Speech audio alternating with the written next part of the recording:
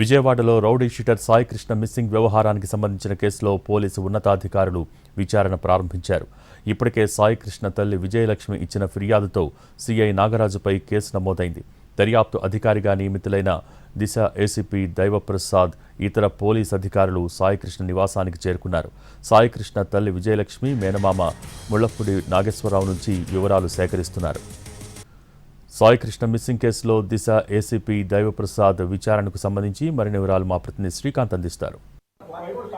విజయవాడలో సాయి కృష్ణ మిస్సింగ్ మిస్టరీకి సంబంధించి ప్రస్తుతం పోలీసు దర్యాప్తు కొనసాగుతోంది. విచారణ అధికారికి ఇప్పటికే ఈ కేసులో దిశ ఏసీపీగా ఉన్నటువంటి దైవప్రసాద్ని సిపి నియమించడం కూడా జరిగింది. ఈ నేపథ్యంలో ఇప్పటికే సిఐ నాగరాజ్ మీద పోలీసులు కేసు కూడా నమోదు చేశారు. ఆ కేసుకు సంబంధించి విజయలక్ష్మి ఎవరైతే సాయి కృష్ణ తల్లి ఉందో ఆమెతో కూడా మాట్లాడడం కూడా జరిగింది. మాట్లాడి స్టేట్మెంట్ కూడా రికార్డ్ చేసి ప్రస్తుతం ఆ కేసు కూడా నమోదు చేశారు. హత్యాయత్నం కేసు సిఐ నాగరాజ్ మీద నమోదు చేసిన నేపథ్యంలో విచారణ అధికారిగా నియమించినటువంటి దైవప్రసాద్ అదేవిధంగా ఇతర అధికారుల బృందం కృష్ణలంక కొత్త సీఏ గారు నియమించినటువంటి మురళీకృష్ణ ఇతర అధికారులు అయితే ప్రస్తుతం సాయి కృష్ణ నివాసానికి వచ్చారు. ఆయన కుటుంబ సభ్యులతో మాట్లాడుతూ ఉన్నారు. ప్రధానంగా కూడా ఎప్పుడు నుంచి సాయి కృష్ణ కనిపించకుండా పోయాడు, మార్కాపురం వెళ్లిన తర్వాత ఏం జరిగింది, అదేవిధంగా కృష్ణలంక పోలీసులు తీసుకెళ్లారని ఆరోపణలు చేస్తున్న నేపథ్యంలో దానికి సంబంధించి మీ దగ్గర ఉన్నటువంటి ఆధారాలు ఏమున్నాయనే అంశం మీద కూడా ప్రస్తుతం వాళ్ళ నుంచి వివరాలు సేకరిస్తున్న పరిస్థితి కూడా ఉంది. సాయి కృష్ణ తల్లి అందుబాటులో లేని నేపథ్యంలో ఆమె హాస్పిటల్కి కూడా వెళ్లారు. ఆమె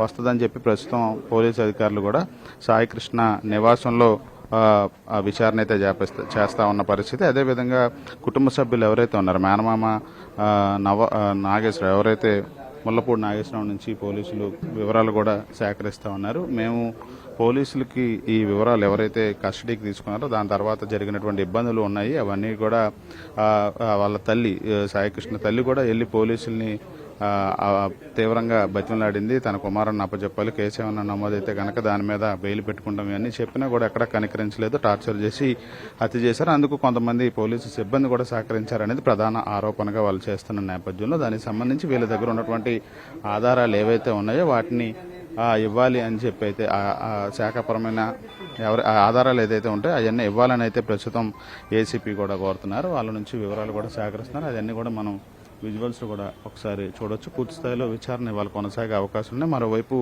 ఆరోపణలు ఎదుర్కొంటున్నటువంటి నాగరాజ్ సీఏ ఎవరైతే ఉన్నారో ఆయన కూడా అరెస్ట్ చేసే అవకాశాలు కూడా ఉన్నట్టు కదా మనకి స్పష్టంగా తెలుస్తుంది. ఇది ఒక కీలక పరిణామంగా ఈ కేసుకు సంబంధించి చూడొచ్చు. రాత్రి కేసు నమోదు చేయడం, ఉదయం దర్యాప్తు అధికారి ఇంటికి వచ్చి విచారణ కూడా చేపడుతున్న పరిస్థితి ప్రస్తుతం ఉంది. కెమెరా పర్సన్ నానితో శ్రీకాంత్, విజయవాడ నుంచి.